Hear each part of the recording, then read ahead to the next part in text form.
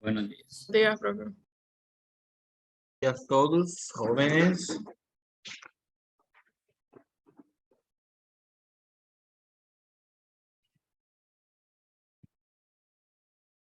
¿Cómo están todos y todas?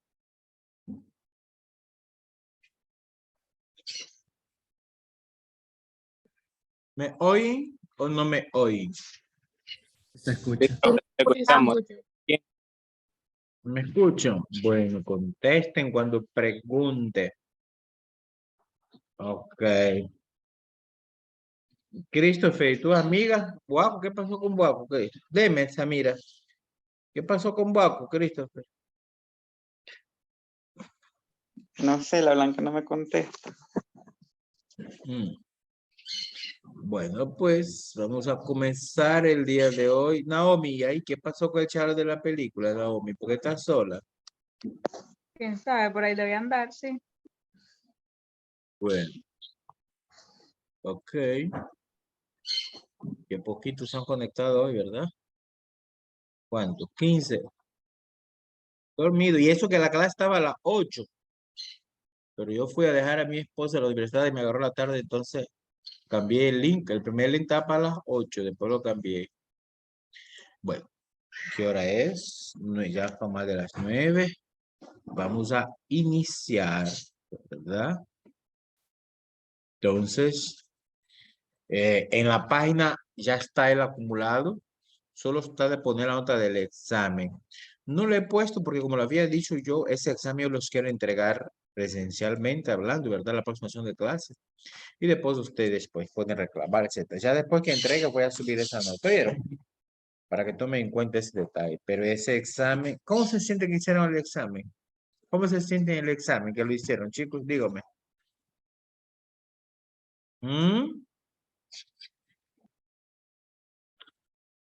Bueno, ese silencio dice mucho. Ok, pues, así va a ser la nota. José Palacio, Ángel Saavedra, por favor, pongan las cámaras. Aquí es con cámara todo el tiempo. Si no pone la cámara, se me va de aquí. No es culpa mía que José Palacio y Christopher terminen no se han peinado. Yo no la tengo que ver ahí. Así sin peinar, activan las cámaras. Vamos pues. Bueno, hoy vamos a comenzar un nuevo tema, ¿verdad? Ese nuevo tema es el inicio para el segundo bloque evaluativo, ¿no? Y aquí vamos a comenzar a acumular. Hoy vamos a tener dos actividades evaluativas al final de esta clase, un foro y un cuestionario, ¿no? Solo les va a dar una sesión de clase porque lo que pasa es que iba a dar dos, pero el grupo de ayer no pude dar un problema ahí personal. Solo iba a hacer, no sé, o le di solo una sesión, ustedes también solo sería una, pues. Bueno, vamos de lleno al tema nuevo. Me avisan si se están viendo la diapositiva. Sí se puede ver. ¿La están viendo, chicos?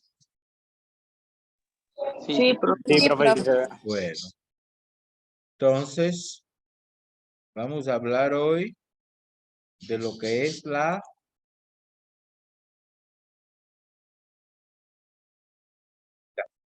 el tema de hoy es, miren bien, la homeostasis. Homeostasis, ¿verdad?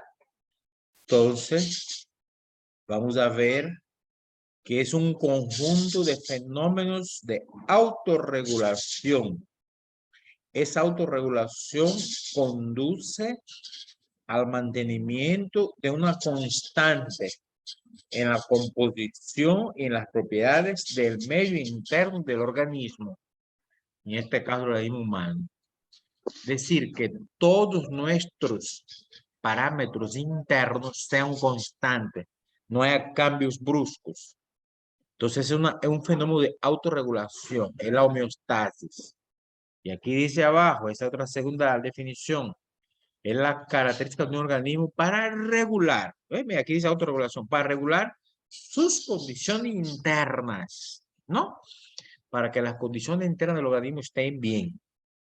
Ejemplo, ahí dice un ejemplo, la regulación de la temperatura corporal, ¿verdad?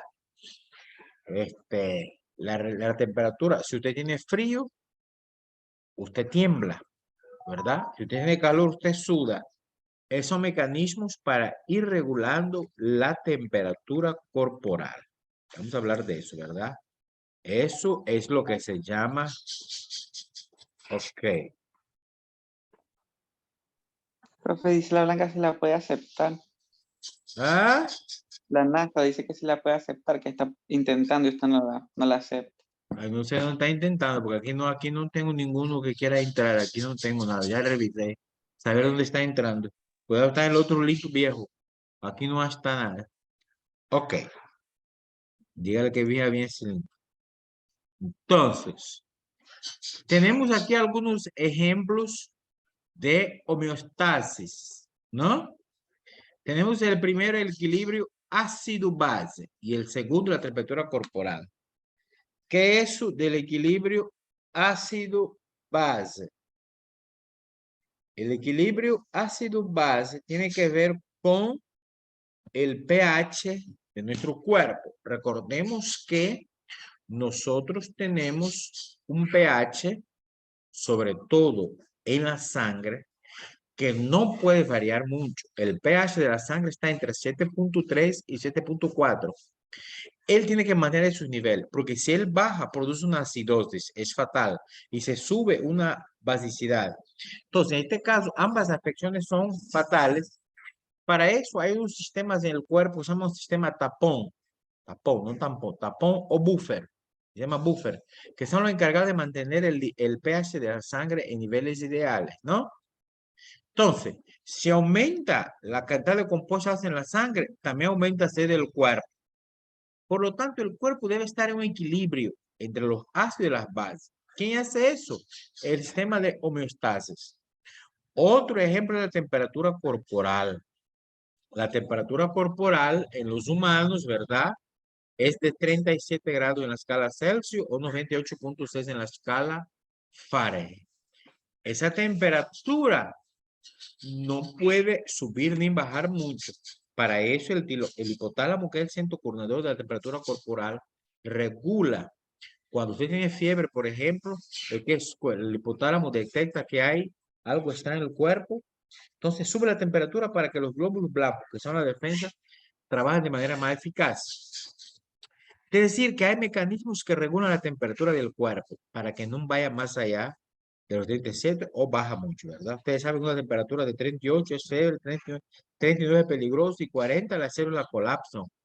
El organismo entra en un colapso que puede producir a la muerte. Es decir, tú puedes traer unas fiebres terribles y puede por ende producir lo que se llama que la célula colapsa, ¿verdad? Convulsiona. Muy bien. Tenemos después otros dos ejemplos más, los niveles de calcio, ¿verdad? Recordemos que los calcios, el 99% está en los dientes y en los huesos. Solo 1% está en la sangre. Entonces, demasiado calcio en la sangre o muy poco calcio tiene efecto negativo. Entonces, hay sistemas que van a regular el calcio. Pero aquí estamos hablando del calcio sanguíneo, no calcio que está en los huesos ni en los dientes. Otro, el volumen de fluidos, también se llama equilibrio hídrico. El cuerpo tiene que mantener un ambiente interno constante, lo que significa que debe regular la pérdida y ganancia de líquidos. Hay hormonas que ayudan a regular este equilibrio cuando excretan o retienen líquidos. Nosotros podemos excretar mucho líquido a través de la orina, del sudor, de la saliva, de las heces. Y también lo podemos retener. Entonces, pero la cantidad de líquido, el sistema hídrico tiene que ser dinámico y equilibrado. Para eso, ese es un ejemplo típico de lo que se llama el homeostasis, ¿verdad?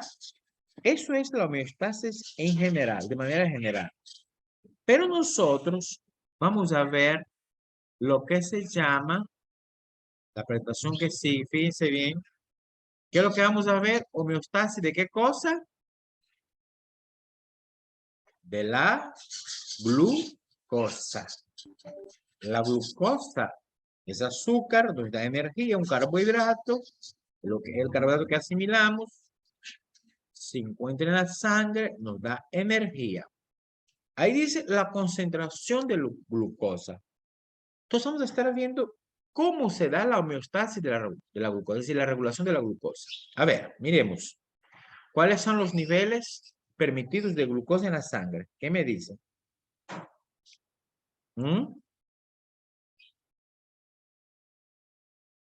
Los niveles de glucosa en la sangre normal, ¿cuáles son?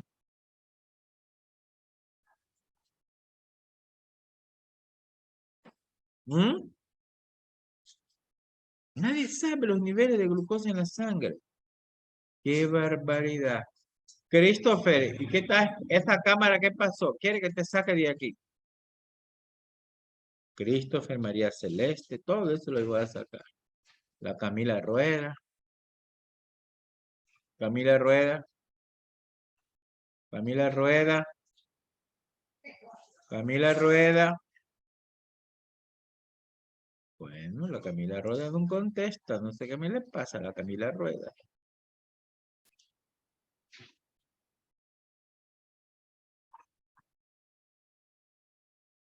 La saqué, la Camila Rueda. Que miraron, cuatro llamadas, no contesta. Rachel Eileen, ¿qué pasó ahí con esa cámara?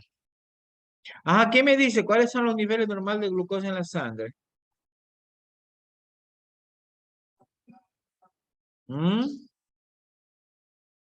Rachel, yo te voy a sacar de aquí. Yo lo que estoy viendo hay una frente, no sé qué es lo que pasa. A ver, va para afuera.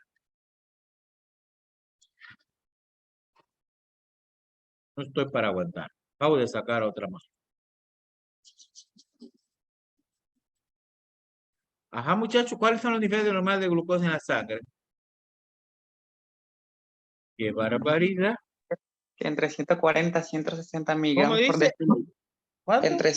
Entre 140 a 160 miligramos por decilitro. Ni quiera Dios. Ni quiera Dios, 140. De diabetes, chaval. Mucho.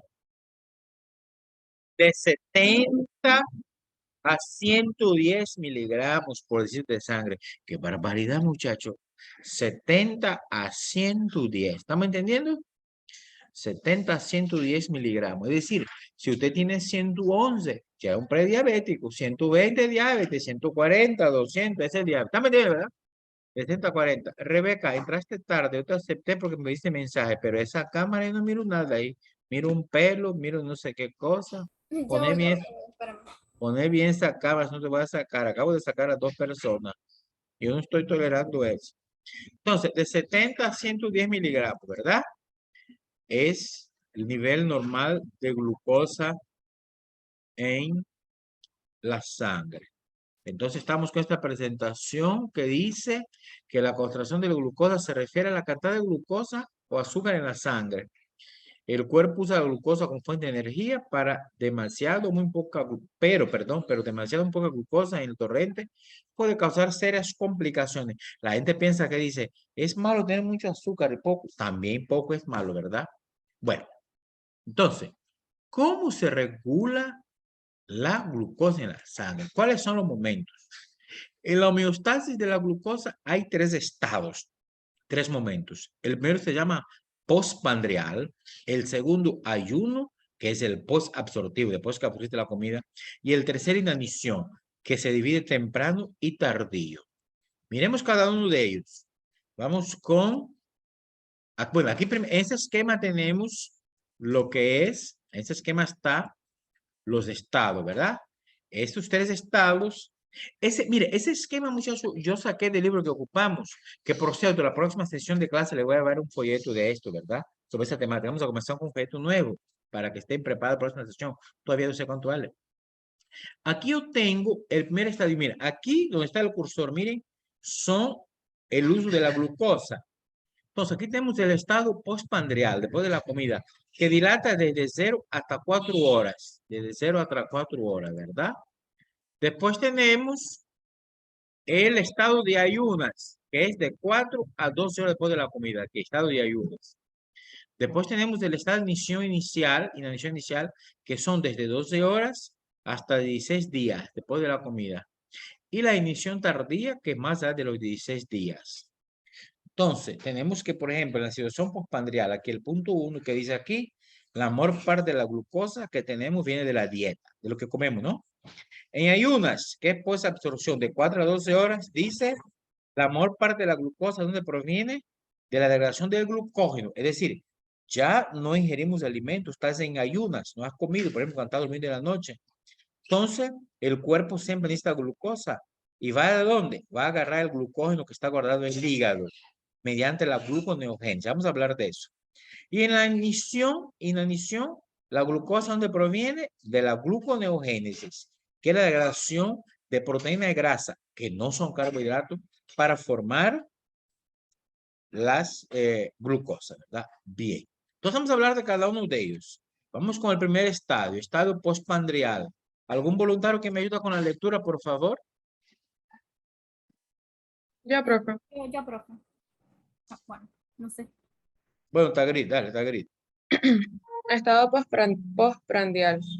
Es el periodo comprendido entre 0 a 4 horas después de una comida y se produce la liberación de insulina por la célula beta del páncreas.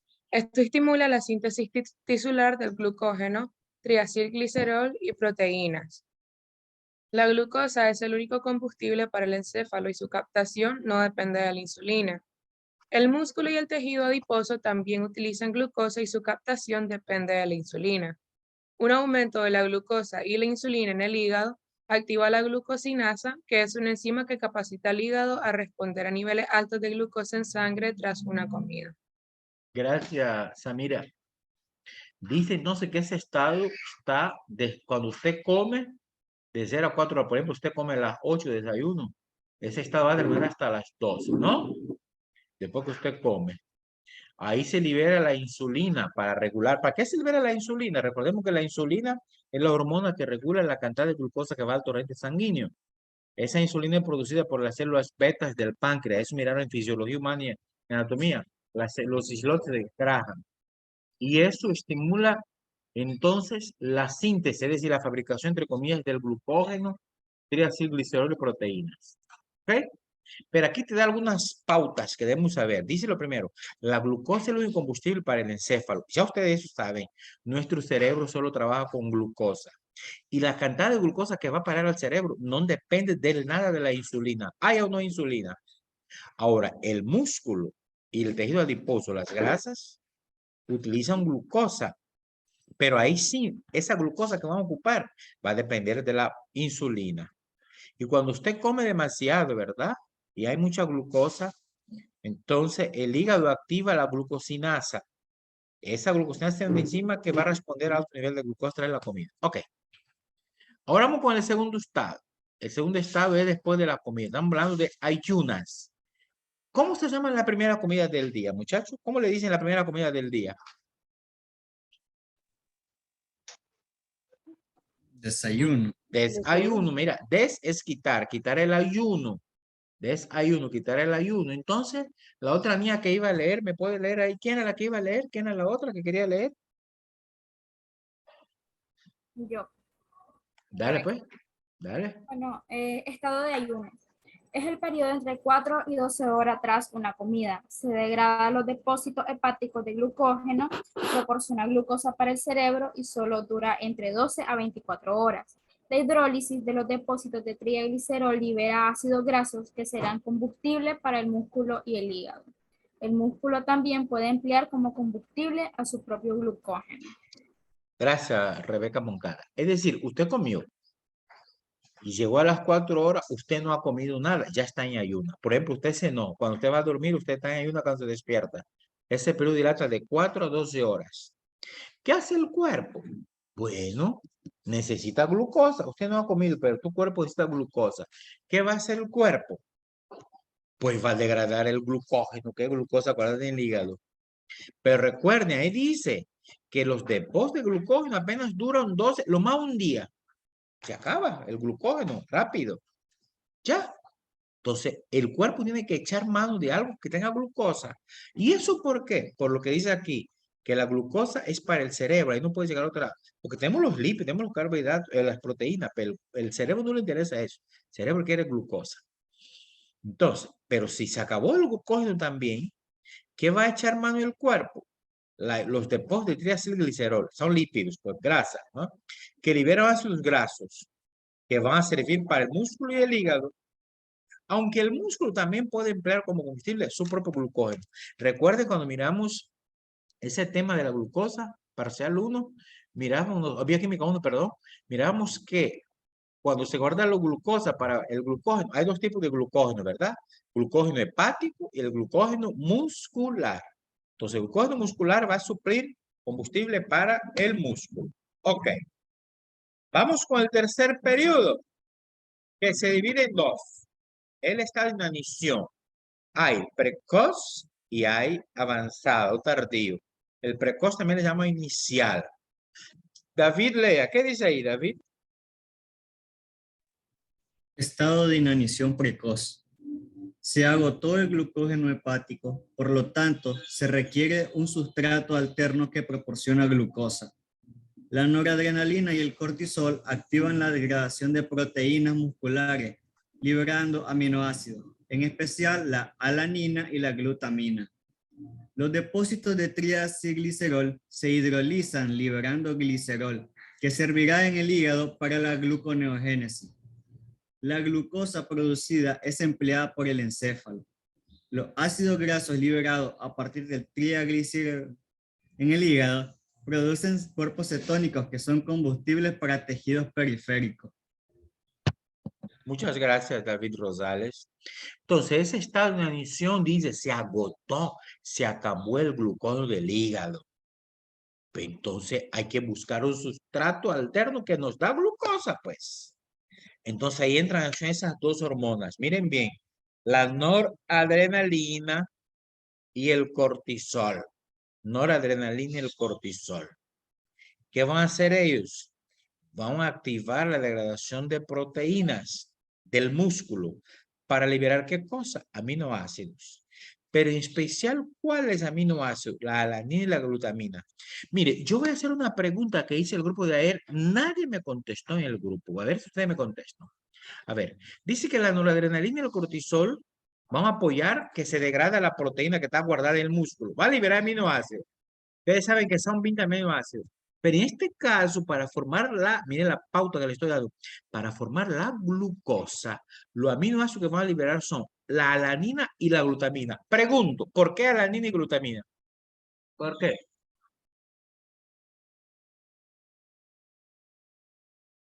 ¿Por qué no libera otro aminoácido? ¿Por qué esos? Alanina y glutamina.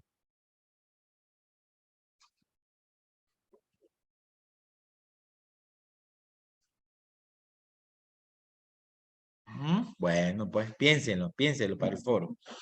Ok. Esos depósitos del triacilo de los lípidos van a liberar glicerol que va a servir para la gluconeogénesis. Vamos a hablar de la gluconeogénesis en un rato. Entonces, la glucosa producida va a ser ocupada para el encéfalo. Todo eso es para suplir glucosa del encéfalo. Y los ácidos grasos liberados en el hígado producen cuerpos cetónicos, que son otro tipo de combustible. Ok. Esa es esta dimensión precoz que dilata más o menos desde el primer día, ¿verdad? 24 horas, hasta de 12 a 24 horas, hasta los 15 días. 15 días que usted no ha comido. 15, 16 días. Después tenemos el estado de inanición tardío. Mire, inanición tardío. Mire, ¿dónde dice? ¿Inicia en qué día? El día 16 hasta que usted fallece si no come, pues. ¿Se fío? Entonces, en este caso, mire lo que pasa. La degradación de la proteína muscular se enlentece, es decir, casi no va a degradar proteína.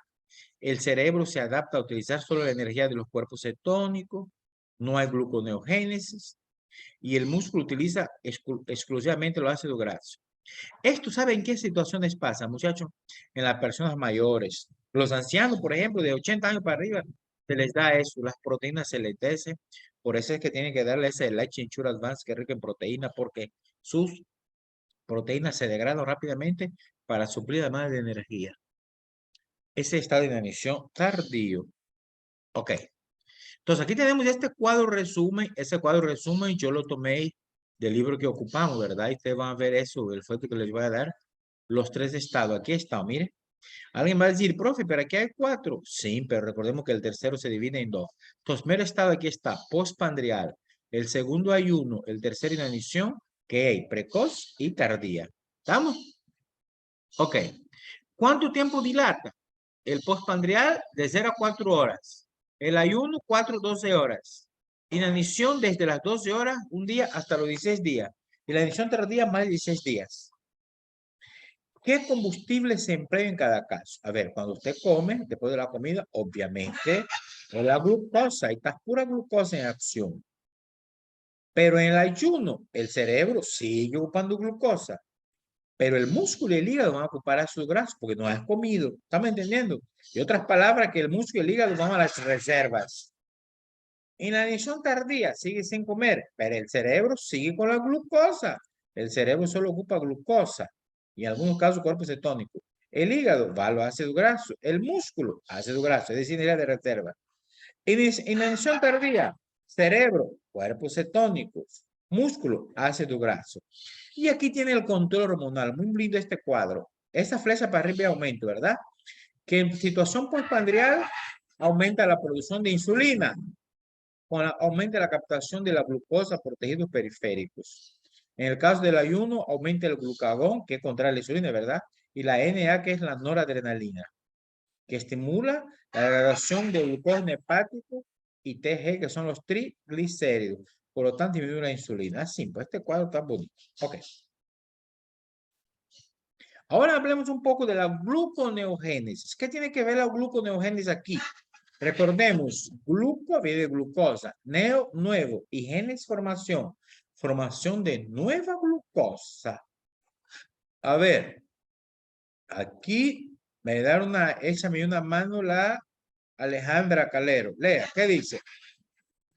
¿Qué dice? Es una ruta metabólica, la gluconeogénesis. Es una ruta metabólica anabólica, mediante la cual se produce glucosa a partir de precursores no glucosídicos, tales como son el lactato, piruvato, glicerol o cualquiera de los intermediarios del ciclo de Krebs. Comienza unas 6 a 12 horas tras una comida y la principal fuente de glucosa cuando se agotan los depósitos de glucógeno. Su función es el mantenimiento de la glucemia y sintetizar glucosa para el cerebro y los glóbulos rojos durante el ayuno.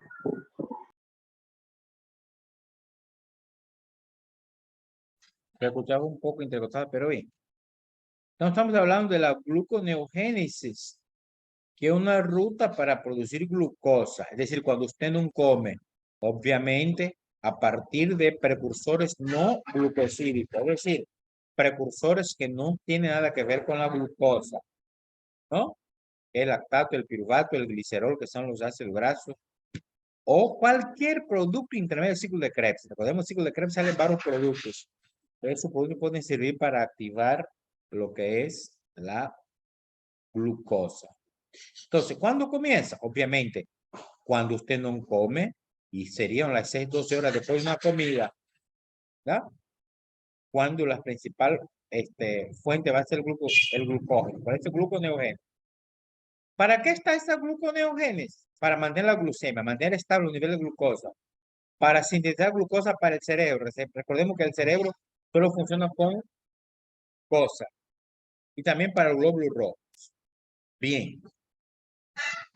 La gluconeogénesis, un aumento en el consciente glucagón, insulina, produce la inhibición recíproca. Ay, ¿qué pasó aquí? ¿Qué pasó aquí? Espere un segundito, vamos a... Aquí.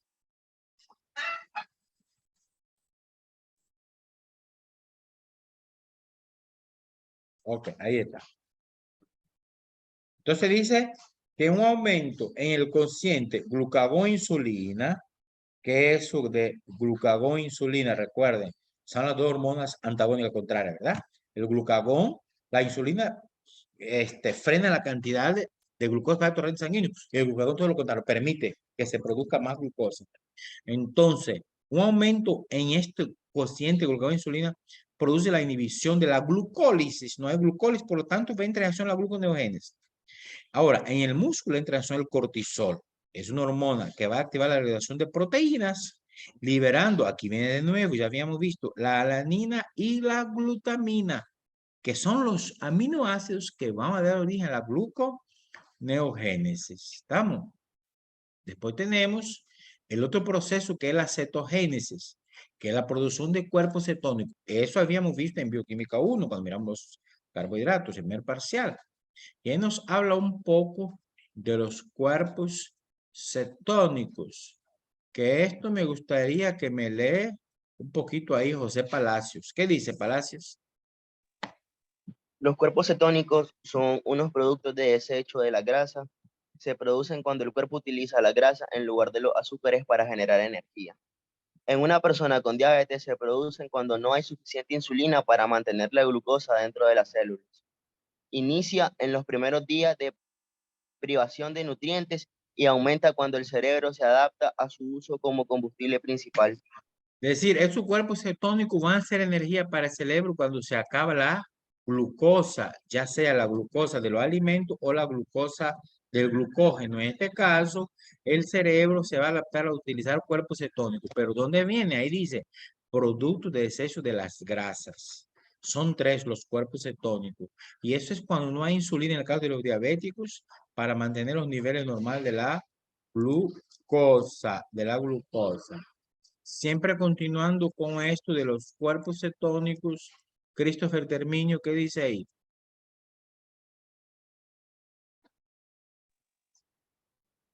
Cetogénesis, producción de cuerpos cetónicos. Después de 2 o 3 semanas de ayuno, el músculo reduce la utilización de Cuerpo cetónico. y estos quedan disponibles para el cerebro. La cetogénesis y la gluconeogénesis son 2 reacciones que están en equilibrio para garantizar el empleo eficaz de los combustibles metabólicos durante la inanición. La gluconeogénesis activa la cetogénesis y esto disminuye el oxalocetato, lo que hace que el acetil-CoA exceda la capacidad oxidativa del ciclo de Krebs. Por lo tanto, el acetil-CoA puede usarse para síntesis de cuerpos cetónicos. Muchas gracias, Christopher. Entonces aquí nos dice que se activa a las 2-3 semanas, ¿verdad? De no haber comido nada, cosa, va a haber la producción de cuerpos cetónicos. Mire, esas 2 reacciones, la cetogénesis y la gluconeogénesis, son un ejemplo típico de la homeostasis, que es la regulación. No perdamos de vista que es lo que estamos hablando, la homeostasis. Son 2 reacciones que están en equilibrio para garantizar un empleo eficaz de los combustibles durante la inanición que el cuerpo no ha tenido alimentos. La gluconeogénesis activa la cetogénesis y esto disminuye el oxalocetato, que es una de las sustancias que producen acetil-CoA. Entonces, eso va a exceder la capacidad del ciclo de Krebs de oxidar. Por lo tanto, puede utilizarse el acetil-CoA, en vez de utilizarse para el ciclo de Krebs, se va a utilizar para la producción de cuerpos cetónicos. Para la producción de cuerpos cetónicos. Bien, hasta ahí. Entonces, ¿cuánto tiempo tenemos? 2 minutos. Entonces, ok. Eso es la introducción de lo que es la homeostasis de la glucosa. Obviamente, la próxima sesión presencial vamos a hacer ejercicio de estos, vamos a continuar con este tema de la homeostasis, no ha terminado, y vamos a continuar ahí. Entonces, para hoy, van a estar activadas 2 actividades. Una arranca a las 11 de la mañana y un ratito, ¿verdad?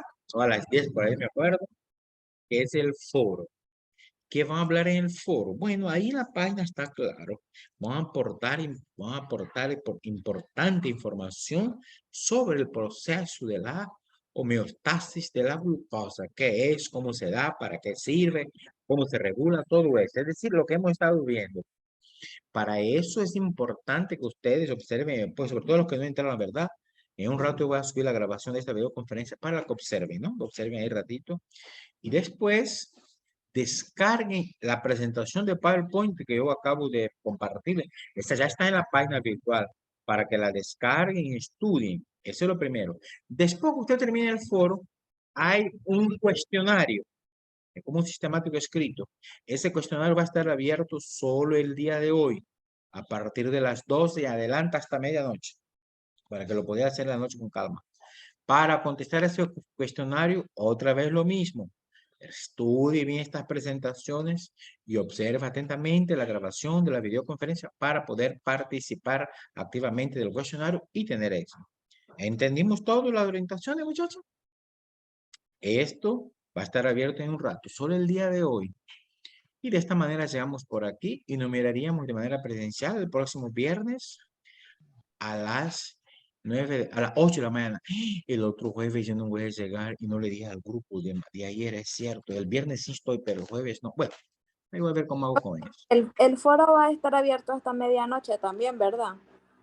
¿Tú qué piensas, Cinta Centeno, sobre eso? ¿Qué piensas? Profe, que sí. Bueno, ¿qué sí dijiste? ¿Está pensando?